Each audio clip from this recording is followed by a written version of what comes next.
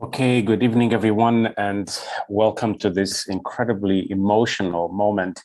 I feel like every time I have had the chance to see this through its different phases as it became the version tonight, um, it was just a deeper and deeper emotional journey for me personally. And I'm so happy to be joined tonight by the wonderful artists that actually made this happen. From, of course, Jake, your beautiful music, and then the beautiful performers that we had, and then Elena directing and putting everything together, and then so many people behind the scenes in making this epic Cabrillo night, if I can call it this way, because it really, I feel like it has taken the forces of everyone involved. But I think from the very beginning, at least this was my feeling, we were all so enraptured by the beauty of this music and the message of the text. And for me, the ending, I listen and I read the text and I listen to the music, but then when it gets to the part where it talks about the time is a clock, and the fact that we are now facing what we have to make this choice, like we're once again returning on this circular time momentum, where we are facing the same kind of evil, the same kind of darkness, where innocent people's lives are really threatened by ideas that are just so dark. And here we are, able to make a statement about it and able to bring this to people's attention, and never to forget. And this is so important. And for me, it becomes that's the moment where I lose it. For me, that moment of realization of what is it that we do, that we leave our children. What is the legacy that we leave them, based on what we have received. So those were my couple of words about this. And I want to start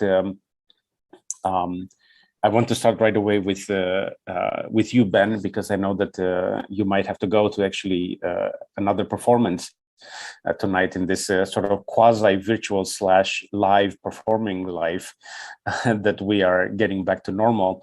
And tell me a little bit about your experience playing this piece, because it looked so much like you were really completely overwhelmed, by the music. But how? Just, I don't want to put words in your mouth. Tell me how you felt. Sure. Yeah. Well, obviously, I mean, Jake's incredible piece makes it very, very easy to get lost emotionally in these works. And then obviously performing with Sasha and the St. Lawrence, it's very, very easy to kind of be completely consumed. But I think for me, it was, of course, all performances, whether there's text or not, you have to become a persona or a character, and you have to kind of create a narrative. But having something so tragic and so real, obviously very, very real, that's the easiest hook. I think for me, also just this idea of sort of personifying the instruments as the sort of caretakers or the life rafts of all of these unfortunate souls, I think is obviously very special. Cristi, as a player, you develop a certain amount of connection to the actual piece of wood that you're playing on. And just seeing that as truly the only salvation they had left, or the only way to express themselves in these situations. I think that's obviously something that everyone can understand and identify with. So it was the whole journey of practicing it, learning it, listening, and then recording. It was, you have the opportunity to go sort of deeper and darker into these depths that exist. Yeah, I remember, back in high school, I used to have this violin that I played. It was my violin. I was so in love with this instrument. And then it had a little accident, and I didn't play it for about 15 years. And then I finally repaired it. So during the pandemic, I got it back. And it was amazing. Like, I just touched it and immediately brought me back to high school. Like the feel, and because there's something so in some ways it's like human touch, like when you touch the wood of a violin, like the neck of a violin. Do you have this experience, Ben? Completely, absolutely. I'm in the first few moments of even just picking up someone else's violin, you feel like you violated it somehow. It's like you really have to establish some relationship with the instrument. You have to learn from it. It has to learn from you. I know this is sounding like kind of magic, whatever, but I think there is something intangible about this idea of you pour who you are into these instruments. And every time somebody else picks up my violin, I know, even if I haven't seen it. Yeah, it's amazing how they take on the character of the people that has touched them, which is so poignant to the words and to the music and to the story of these instruments. Jake, first of all, what an unbelievable, yet again, an incredible experience, for me to hear your music. I feel like every time I hear your music, I have this incredibly deep connection, like you bring me into your soul, and I love the courage with which you bring me into your soul, because I feel like, you are so honest, in the music that you write, that it really just opens up the entire world, and I feel like I know you better by listening to your music, if that makes sense, because I know you outside of just being a composer as well, but there's something so intimate about the kind of music that you write. And we have a question here from from Jonathan, and it says, can you speak a little bit about musical themes that are incorporated throughout and their inspiration? Oh, sure. First of all, thank you so much, and bravi tutti, everyone, for all your beautiful work in making this happen. And thank you, Cabrillo, for bringing us all together in this very special way. When I write, my job is to listen, respond, empathize, feel the vibration. The minute the idea for the piece came up, I felt music. I didn't know, I had the shiver that I need to have to sustain me through a project. I had that shiver of music, but I don't know what the music is yet. And when I'm writing, I want to be surprised by a theme, by a tune, by a motif, the same way you are, the way your ear hears it for the first time and then suddenly recognizes it. A lot of it is based on the words, though, that Jean gives me, which is why there's a lot of back and forth initially. And so those, the words, when they told us not to hope, when they told us not to pray, when they told us to forget, we played the violin. When they told us not to hope, that theme was right away at the very beginning. And that sort of has an overarching play throughout. And then I wanted to find tunes and themes that would identify every single character in some way, whether it's rhythmic, harmonic, melodic, some way to identify the character of that instrument. Like you said, the soul that got infused into the instrument, so that Sasha can inhabit the soul of that player, of that instrument in that moment. And then Ben and the St. Lawrence, hi Owen, I'll have something that they can dig into as well. But and that the audience has something that it can relate to. But those themes, I'm very grateful when they come. You can never predict when a big tune or a motif is going to appear. You just show up, listen to the story and the characters, love them, and respond. And so once I find it, though, then it starts to weave itself in these very mysterious ways. I don't premeditate or lay out, the structure. I let it come to me naturally, and somehow it emerges, and architecture emerges for the whole thing. But it is very, very important to me to have those themes and tunes that people can identify. The last theme, the liberation theme, in the very final movement, actually came to me while I was out walking my dog one day a couple years ago. And I sing things into my phone when I'm out walking, but I have it in my head and then they emerge. But that connection with an instrument being infused with the person who's played it, that's the point of this piece, is that we pass on these stories, we pass on these melodies, these emotional transformative moments, and the stories must be told. We must remember. So it's our job to listen and tell them in a new way. And I, I have to say, the first time I saw the piano vocal score way back a couple of years ago, almost, or it seems like a couple of years ago, I remember stumbling on the Mendelssohn quote, from the violin concerto, and I thought, wow, how is this going to work, before, but now it's like one of my favorite moments because it's so beautiful. You have the theme, but then you have a completely different rhythmical motive underneath going, and then of course you have the beautiful words to it. And it's I think for violinists, when you hear the Mendelssohn violin concerto, it brings you back to so many different places and moments. And tonight, listening to it, it struck me as well. I mean, Mendelssohn himself had such an interesting history of himself being actually quite Jewish, put aside for being Jewish, Yeah. Exactly, and definitely his family and his grandfather was a very well-known rabbi, and so I thought that was a perfect connection. I don't know if this was intentional or yes, or it was just. It also, I was looking for what piece would it be that he had played for his family, and they were shouting "Bravo!" and the main theme of the piece emerged, the rhythm, the dun da dun dun da da da da. Motala was 9 years old when it's all Motala, da, da, da, da, da. He's throughout the name. His name becomes the rhythmic figure. But then, maybe he did play the Mendelssohn, and maybe that's what they did here. But that concerto is so important. I know it's important to me. I know it's important to you, Owen, and Ben too. I'll never forget the first time I heard it. I was totally swept away. And it has stayed with me ever since. So it felt right in that moment. And to quote every single movement as well. Yes, I love that, because you don't, you hear the first and the third, and then later on you hear the second movement as well. But it's in such a hauntingly beautiful way it's done. So beautiful, Jake. Sasha, I know that you've collaborated with Jake quite a few times, right? And you keep getting us incredible things that in this collaboration, because I know Jake writes so much specifically for a voice or for a person, so I like to think that when he writes something for you, there is something of you in it already, between your relationship. How does it feel to get a piece of music from Jake for the first time? Like when you look at it first time, like what's that feeling like? Tell us. Gosh, Cristi, you ask the best questions ever.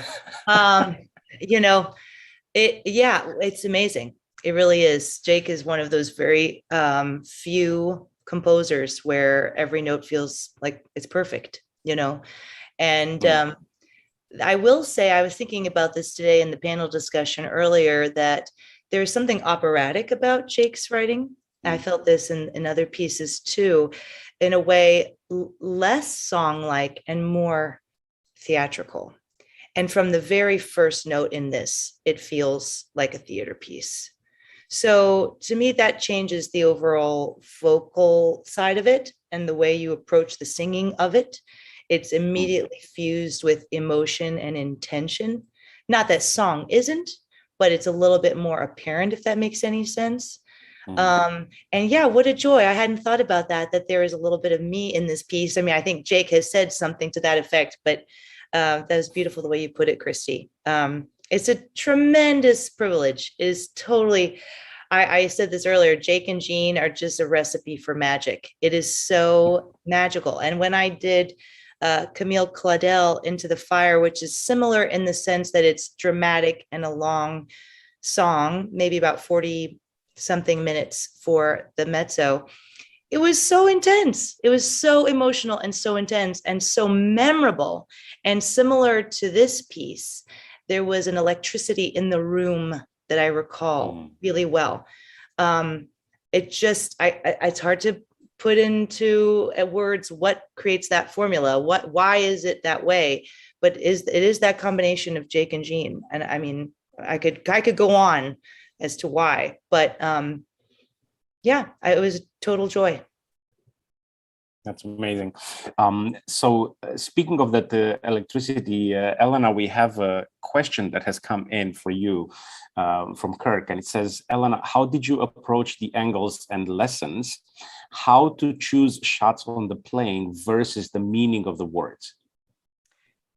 Oh, well, yes. I mean, we shot this in the Crane Wave Pavilion, which is in East Bay, which is, a vast space, which is difficult for cameras and for audio. But what it does allow is for a 4-camera shoot. And we shot this in May, so COVID was still a consideration. Because there were 4 cameras, they were able to have 1 camera beautifully on Ben, our DP, Fraser Bradshaw, and then 1 camera on Sasha, Jason. And then we had 2 covering Owen and his colleagues in the St. Lawrence String Quartet, and then another that was able to go closer. And so that gives you options. So, when you shoot it, you try to capture what you want and follow the emotion and have the camera people respond intuitively to the music, although there also is a script. And then in the end, what happens is it lands in the hands of an editor. And the editor and we have to look at, what do you tell when? When are we really with Sasha? When is she handing off to Ben? Where do you want to see both of them? When do you need to see everyone? When is it Owen passing a melody to Jeff, to Leslie, to Chris? And so the editing process took a really, really, really, really long time. But what I would say is, if you capture it right in the moment, then you have lots of ways that you can approach it. And we went through a lot of things. And I think the most important thing, Jake said earlier, that these stories must be told and they can't be forgotten. So we felt this enormous responsibility. Jake and Jean so beautifully, precisely, exquisitely told the stories. Then it gets handed to us. And then with cameras and with the beautiful audio that David did and Svet did of the orchestra, how do you weave all these things together so that what Jake and Jean have created, which is coming from, based on a book of these real life stories, it can be transmitted in the medium of cinema. So I think that if you plan it right and you get lucky and you have performers like the ones we had in the room, and then you have a really gifted, sensitive editor and engineers and audio people, it can come together. But there are a lot of choices to be made. And I got very emotional watching tonight because there's no work to be done now, like we're done. But you still know, like, was that the right thing? Or should there have been more photos or not? And I think that's just the nature of the beast. But thank you for the question. And Cristi, you and Ellen and the whole Cabrillo team to put this kind of heart and these resources in to do a capture during COVID times so that Jake and Jean's piece, which was supposed to be shared live with a full orchestra, could be shared in this format, I think is just a beautiful gift and pays tribute to these people who had such courage and bravery in the time of the Holocaust and the legacy that endures as a result. Thank you. For those of you that watched that didn't pick up on this, it's rather subtle, but I thought it was so beautiful. Every time because the orchestra doesn't play continuously through the piece, and Jake and I went over the score early on, and then we chose the moments where we felt it would make most sense for the orchestra to take over from the St. Lawrence String Quartet, and you captured this with the lights. So the lights go down, and then the orchestra comes in. And you hear the sound of the orchestra, then the lights come back on the quartet, and then so it's so beautiful. Thank you for doing that. I thought it was a really meaningful way to weave in that subtlety. Now from the quartet. From the quartet version, there are not that many pieces that are written for a quartet and a solo violin and a solo voice, right? Like, this is a rather unique combination, but I have to say it works so beautifully. To have 2 solo voices that are complementing each other, and at the same time you have a string quartet that sometimes becomes a solo voice, sometimes becomes the canvas that the story is told on, and then you have your own movement, in the Lamentations. And how did you come to this piece? Can you tell us a little bit, Owen, how you and your colleagues, how was the process of learning this piece? Well, I have to, so much has been said already that is agreeable. The fact that we have, Ben, who we've known and played with for some years now, and Sasha, we had a couple near misses, but this is our first opportunity and project together. Basically a dream team, from our perspective. So that as the canvas on which to, have a collaborative experience that was, very quickly put together. I have to say, when we actually met up in the Craneway, I think we had one day of rehearsal really to get all of that magic and that interplay really happening. But I agree, the fact that you have the quartet as its own, it's almost always the kind of front piece when we perform, and maybe you have a pianist, maybe you have a clarinet, maybe you have a guest, rarely two other guests unless it's a very specific kind of string thing, and that kind of subtle, as you were mentioning, back and forth, foregrounding, backgrounding, having the lights mimic what is happening with the music. I thought it was going to be, I had no idea, frankly, how it was going to work. And it was so sort of unself-conscious in a way.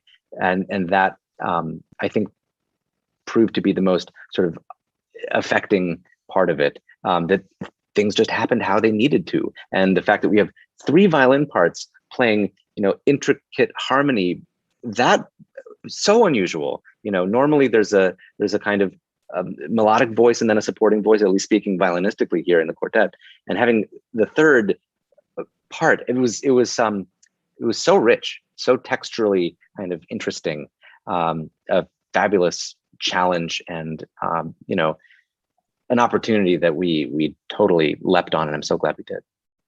Well, I wonder if Ben feels this way, but sometimes it's frustrating to be the soloist because you feel a little bit separate. And I feel like what Jake did made us really part of the ensemble, because with 2 soloists, we're really team players. And I love that aspect because that's very much what this piece is about, I think.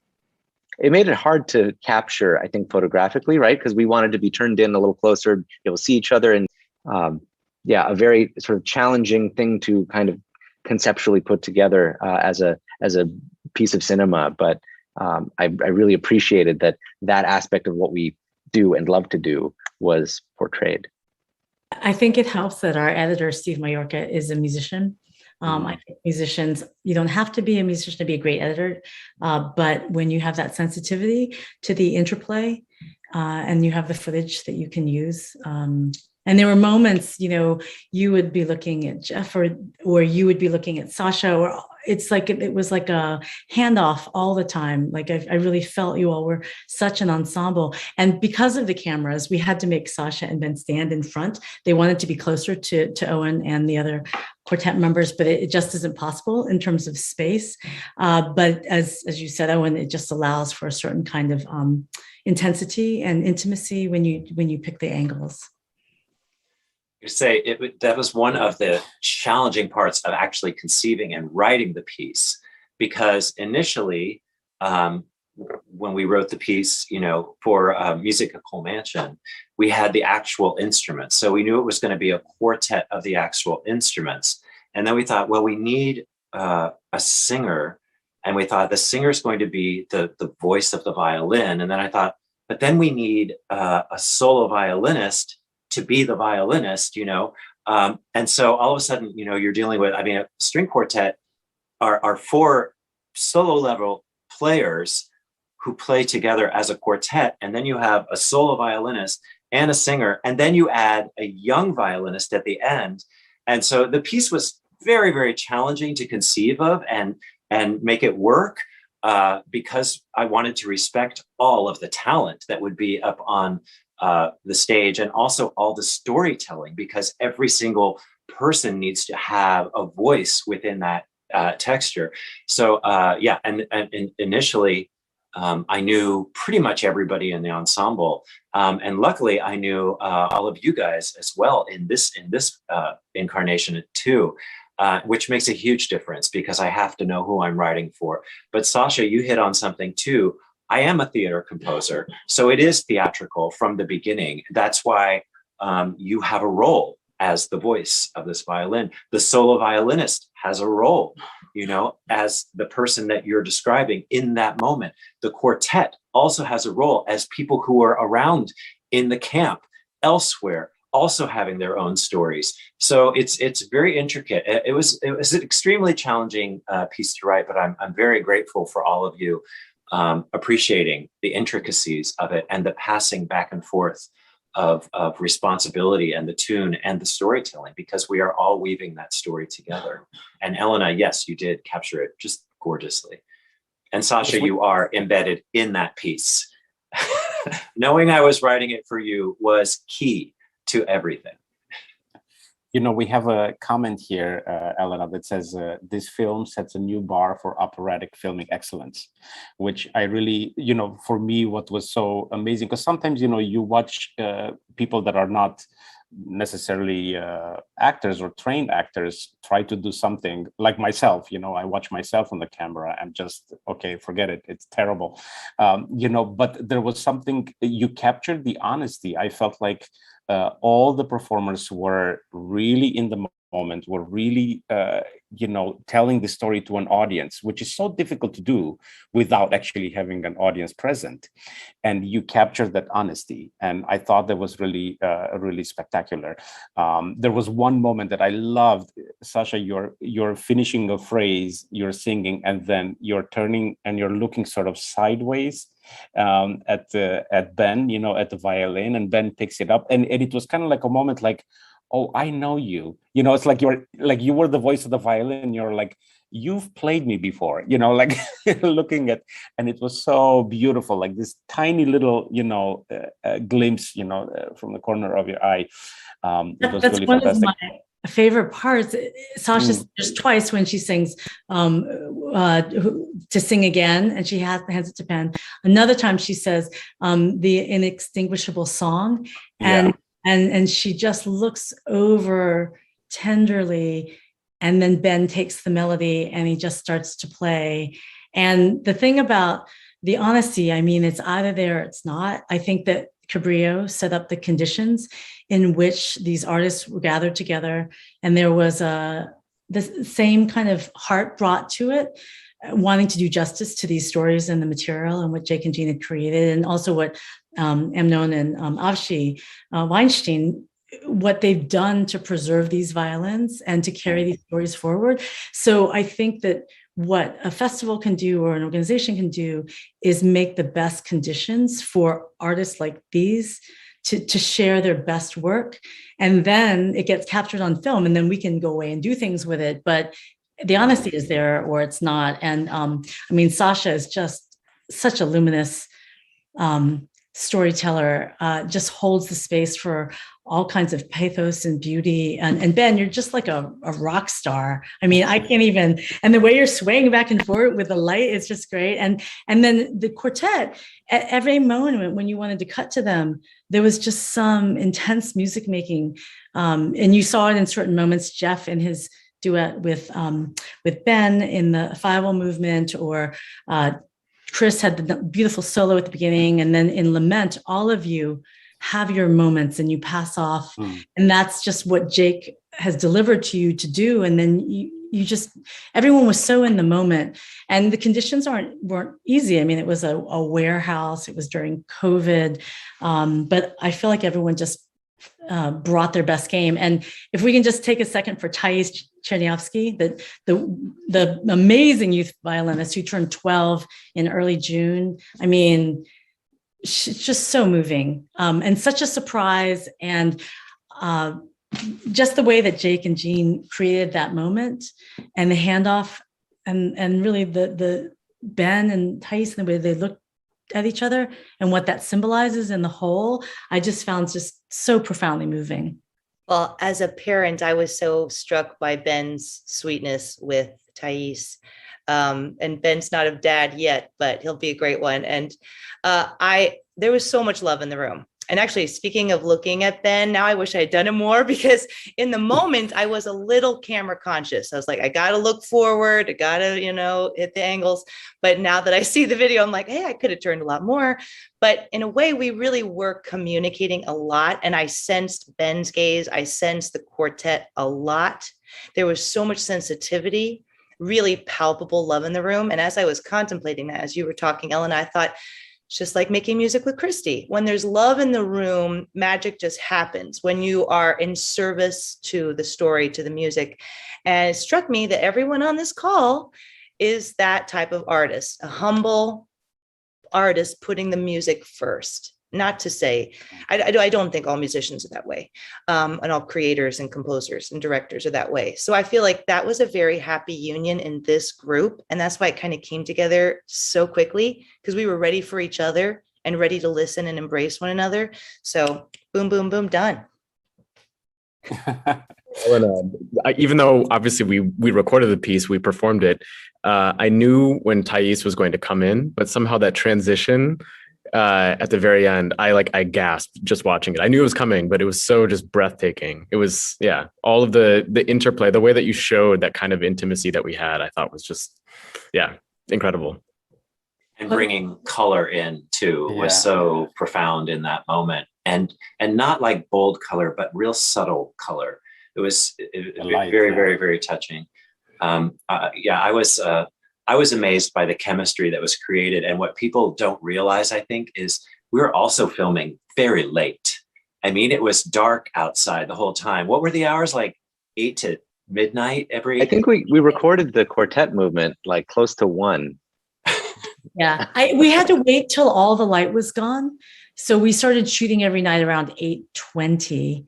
And we wrapped some nights, midnight 1, and we shot this over 2 successive nights. And the last movement with Thais, the Liberation movement, was shot during the golden hour, which is the hour when the sun goes down. And then you could capture that one thing when there was light. And I just want to say about the color, Fraser Bradshaw, who was the DP, is also an incredible colorist. So he didn't go for like obvious color or whatever. He did it. And if you notice, it kind of seeps in very slowly, and you kind of become aware of it almost subconsciously before you realize that you've entered color. There's so many people. I mean, you saw the credits, it's like a village put this together. So everyone was just very finely honed to what they needed to do to serve the work that you all did in the room. Can I ask a question, Cristi? Yes, please. Please. The contribution of the orchestra, I feel like that has not gone acknowledged enough tonight. And, how was that process for you, for them, being involved in this, but from their homes and from afar? Well, the reason why I really wanted to make sure that we have a hybrid of the original quartet-only version is because I really wanted to save the moment of premiering the piece in its full orchestral version. And I guess I can let the cat out of the bag now that we will do it next season with the full orchestra, with Sasha, with Ben at the festival. So those that want to hear it the way that Jake envisioned it live, it will happen next season. But that's why I didn't want to, and in talking to Jake, I said, I don't want to have the orchestra the whole time, because first of all, it would have been a, monumental task on top of filming it. And I wanted to reserve it for a live premiere. I think it deserves that live premiere. So then we picked, I think were 11 spots, was it? 11 moments in the music where we said, okay, so it'll make most sense for the orchestra to come here, and then they will play this part. And then we gave them these parts. They received your track. So basically what you played. And recorded, they received this, and then they each individually recorded, and then our absolute genius sound engineer, Svet Stoyanov, put everything together, and he put everything together and then sent the musical files back to Elena, right? And then to David, to David, yes, yeah, sorry. yeah. Yes, to David.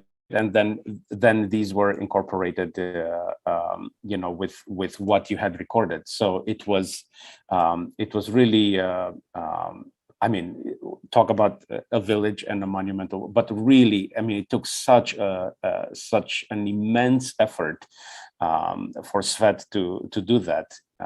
And we also didn't take the easy, I've said this in the previous Q&A, we decided not to take the easy road out.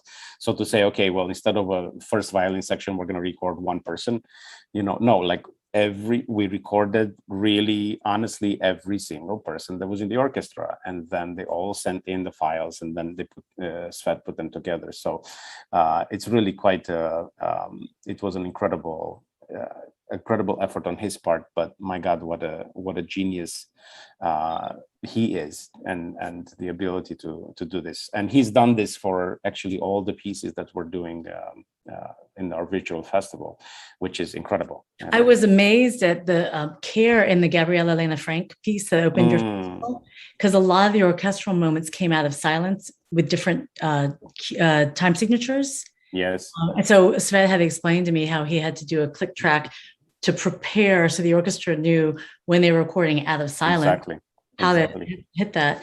I mean, I would have had no idea how complicated and hard that is. I mean, Ben, any musician knows, like, you're sitting in your room trying to summon up the energy and the beauty and the ensembleness, and you're just there by yourself, but when it came together, what I loved about the parts that you two picked was that they enhanced the experience. So there were moments that just called for fuller orchestral moments, or when Sasha does the Yiddish prayer, it gave you this beautiful textural bed, or especially in Fievel with the klezmer action and the wail and the castanets. Were they castanets, Jake?